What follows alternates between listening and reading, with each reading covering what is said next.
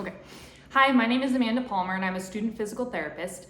I am in a long-term acute care hospital and the patient I'm about to see is on a ventilator due to a resistant strain of influenza A and MRSA.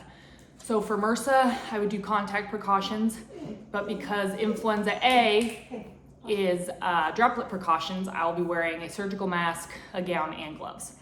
So before I come in the room, I would wash my hands for 20 seconds, come in the room and put my PPE on. So that's what I'm gonna do now. Put my gown on first, and normally I would make sure it overlaps in the back and is snug and secure, but so that I don't have to tear it to get it off, I'm gonna leave it kind of loose. Wrap it around, tight in front. Then my surgical mask. Nose piece on top, behind the ears, pinch to secure. Now my gloves, I'm going to pull on last, and I'm going to put them over the top of my gown sleeve so that there's no exposed skin. And then I'm going to go over and drape the patient so that the nurses can do wound care on her right hip.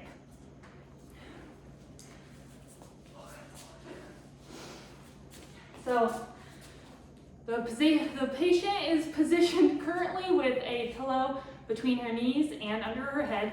I've also given her one to hold in front for comfort. All of these pillows are far larger than they would be in the actual acute setting.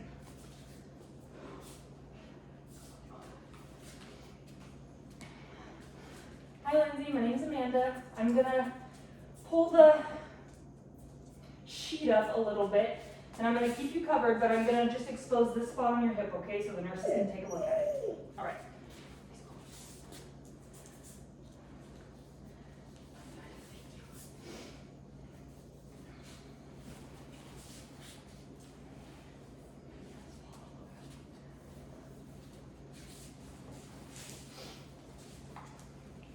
I'm gonna grab a couple towels so that I can make some borders.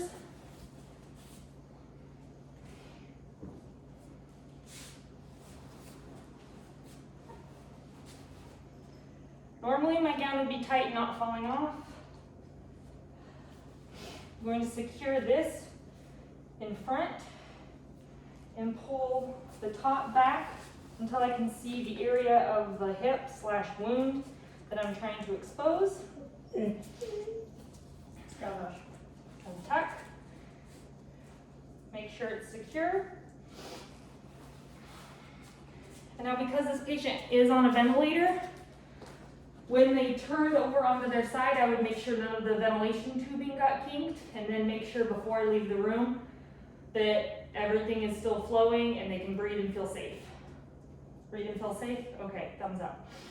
So now what I'm gonna do is I'm going to, because of the contact precautions, take off everything in the room, starting with the gown. I'm going to untie, take it off from the front, shimmy out of it, shimmy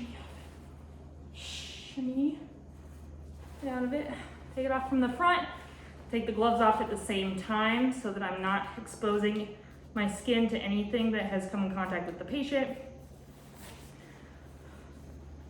or the room. Ball it up so that I'm only touching the inside of the gown and place it in the biohazard bag in the room. I'm going to also take my mask off and leave it in the room. Leave it in the room also. Before I leave the room, I'm gonna sanitize, and once I'm out of the room, I'm gonna wash my hands again for 20 seconds. And that's the end.